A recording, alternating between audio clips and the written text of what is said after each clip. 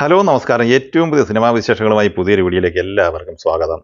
ആസിഫ് അലിയുടെ ഏറ്റവും പുതിയ സിനിമ രേഖാചിത്രം ഇന്ന് തിയേറ്ററിലെത്തിയിരിക്കുകയാണ്. ചിത്രം എല്ലാ മേഖലയിൽ നിന്നും പോസിറ്റീവ് അഭിപ്രായമാണ് നേടിയെടുത്തിട്ടുള്ളത്.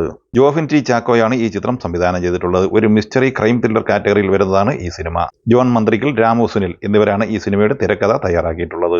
2018 മാളികപ്പുറം എന്നിങ്ങനെ സൂപ്പർ ഹിറ്റ് സിനിമകൾ സമ്മാനിച്ചിട്ടുള്ള വേണു കുന്നപ്പള്ളിയാണ് ഈ സിനിമ നിർമ്മിച്ചിട്ടുള്ളത്.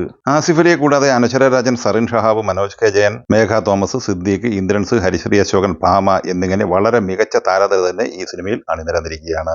ഓരോ അഭിനേതാക്കളും അവരുടേതായ കഥാപാത്രങ്ങളെ ശ്രദ്ധേയമായ രീതിയിൽ അവതരിപ്പിക്കുന്നതിൽ വളരെ മികച്ച പാടവം തെളിയിച്ചിരിക്കുന്നു എന്ന് തന്നെയാണ് ഈ സിനിമ തെളിയിക്കുന്നത്.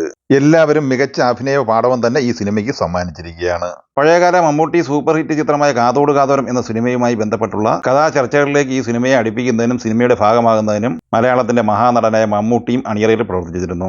മുജീബ് മജീദാണ് ഈ ചിത്രത്തിന്റെ സൗണ്ട് ട്രാക്കും ബാക്ക്ഗ്രൗണ്ട് സ്കോറും ഒരുക്കിയിട്ടുള്ളത്.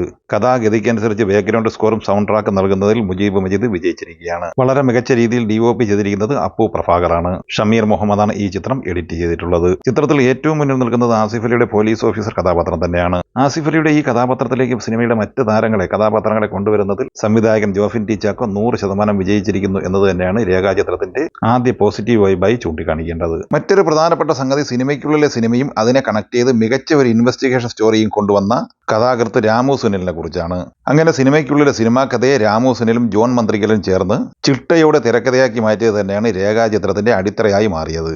ആദ്യ പകുതി എക്സ്ട്രാ ഡീസന്റ് പോസിറ്റീവ് അഭിപ്രായമാണ് നേടിയെടുത്തതെങ്കിൽ രണ്ടാം പകുതി ഹെവി പോസിറ്റീവ് അഭിപ്രായം കൂടി നേടിയെടുത്തതോടെ 2025 തുടക്കത്തിൽ തിയേറ്ററിലെത്തിയ രണ്ടാമത്തെ സിനിമയും, അതായത് ഐഡന്റിഫിക്കേഷൻ തിയേറ്ററിലെത്തിയ രേഖാചിത്രം എന്ന സിനിമയും മികച്ച ബോക്സ് ഓഫീസ് വിജയം നേടിയെടുക്കും എന്നുള്ള സൂചന നൽകിക്കൊണ്ടുള്ള തിയേറ്റർ റെസ്പോൺസും ബുക്കിംഗുമാണ് എല്ലാ മേഖലയിൽ നിന്നും ലഭിച്ചിട്ടുള്ളത്. അപ്പോൾ സ്വാഭാവികമായിട്ടും ഇന്ന് വമ്പൻ കളക്ഷൻ തന്നെ ഈ സിനിമ നേടിയെടുക്കും എന്ന് തന്നെയാണ് പ്രതീക്ഷിക്കുന്നത്. ചിത്രത്തിന്റെ ഫൈനൽ പ്രീസെയിൽ കളക്ഷൻ അപ്ഡേറ്റിലേക്ക് വന്നാൽ 810 ഷോകളിലായി 24,454 ടിക്കറ്റുകളാണ് ഇന്നലെ വിറ്റഴിക്കപ്പെട്ടത്. ഇതിൽ നിന്നും 39,74,000 രൂപയാണ് പ്രീസെയിൽ കളക്ഷനായി ഈ സിനിമ ഇന്നലെ സ്വന്തമാക്കിയത്. ഇനി ആദ്യ ദിവസമായി ഇന്നത്തെ ഈ സിനിമയുടെ ബോക്സ് ഓഫീസ് കളക്ഷനിലേക്ക് വന്നാൽ ആദ്യ ദിവസം കേരള ബോക്സ് ഓഫീസ് കളക്ഷനായി 1,80,00,000 മുതൽ 2,10,00,000 വരെ കളക്ഷൻ നേടിയെടുക്കാനുള്ള സാധ്യതയാണ് ഇപ്പോൾ റിപ്പോർട്ടായി പുറത്തു വന്നിട്ടുള്ളത്.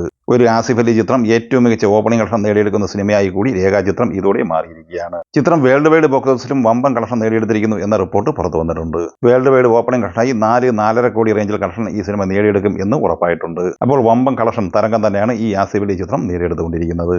അപ്പോൾ ഇന്ന് തിയേറ്ററിൽ വളരെ മികച്ച അഭിപ്രായം, പോസിറ്റീവ് അഭിപ്രായം നേടിയെടുത്ത രേഖാചിത്രം എന്ന ആസിഫ് അലി സിനിമയെക്കുറിച്ചുള്ള നിങ്ങളുടെ അഭിപ്രായങ്ങൾ പങ്കുവയ്ക്കുക. വീഡിയോ ഇഷ്ടമായി ലൈക്ക് ചെയ്യുക. നമ്മുടെ ചാനൽ സബ്സ്ക്രൈബ് ചെയ്യുന്ന കാര്യം കൂടി പരിഗണിക്കുക. വീഡിയോയുടെ നോട്ടിഫിക്കേഷൻ ലഭിക്കും ബെല്ലൈക്കൺ കൂടി എനേബിൾ ചെയ്യുക. പുതിയ മറ്റൊരു വീഡിയോയുമായി വീണ്ടും കാണാം. എല്ലാവർക്കും ഒരിക്കൽ കൂടി നന്ദി, നമസ്കാരം.